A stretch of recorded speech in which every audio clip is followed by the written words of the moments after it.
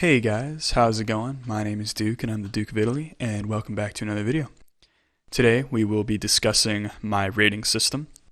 Now, my rating system isn't that complicated, it's really just a 1 through 10, but I have a few descriptors sort of to kind of clarify what I mean with a rating. So without further ado, let's break this down. So for a 1 out of 10, I have cope. Now, if it's bad enough where I have to cope, you have to cope, I have to cope, hopefully the artist has to cope, we all have to cope, because I'm pretty upset. And if I listen to something that bad, I feel like I wasted my time. So that's really what that means. Number 2, we have seed. It makes me mad. Just mad. It's really not that hard. And for number 3, we have our first distinction here. So cringe, that's pretty normal. Like if an artist I know is going to be not great and they deliver a subpar project, then I'll say cringe. And you know what? That's just kind of how I feel about it. Now, a sheesh is interesting because a sheesh indicates a serious drop-off in quality between the artist's previous project and their current project. Now, number 4 is sneed. I don't need to explain that. You all know what sneed means, obviously. And for number 5 is another distinction here. So first of all, we have Reddit. Now, Reddit, I find, has plenty of ups and downs. It's a very cringy website, but I like to rag on it a lot because there's also a lot of bad stuff there. It's not quite great, not quite terrible, but it's just all over the place, kind of, and that's my distinction there. I also have Wonder Bread. Now, Wonder Bread, if you ever eat Wonder Bread, it's just boring. Nothing quite distinctive about it. It's bread. So that's 5. Now, for number 6, we have Weezer. Now, if you have listened to a song in your life, you probably know that it's fun to make fun of Weezer.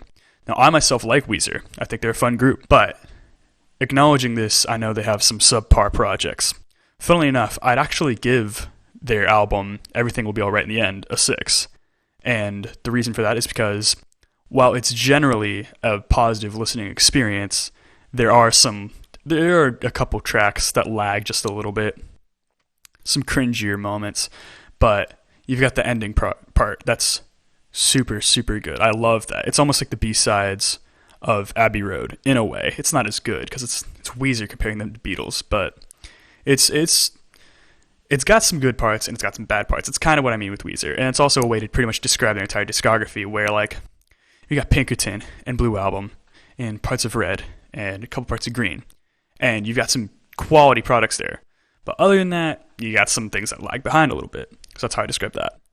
Now for number 7, this is an interesting distinction here. Now, if I describe something as iFunny, it's almost like on the surface it doesn't seem quite great, but after a little bit of digging, I find some good elements underneath. It's kind of like the community of iFunny. If you ever go on iFunny, it's a pretty similar experience to that. Now, if I would describe something as Holy Roman Empire, this one's a little different. Now, this means it's a positive listening experience, but it's just not quite there. As in, it's good, but it's not quite holy, it's not quite Roman, and it's just not an empire. So it doesn't really reach the higher numbers. Number 8, I have Come to Brazil. If you get the bit, you get the bit.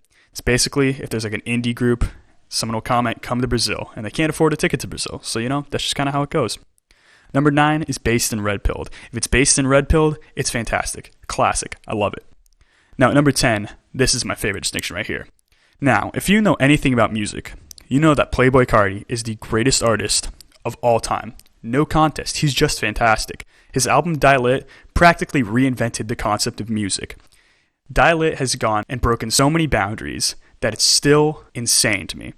Just nothing is as groundbreaking and progressive and thought-provoking as Die Lit. It's such a classic that a lot of things that even if they're perfect, they don't quite touch it.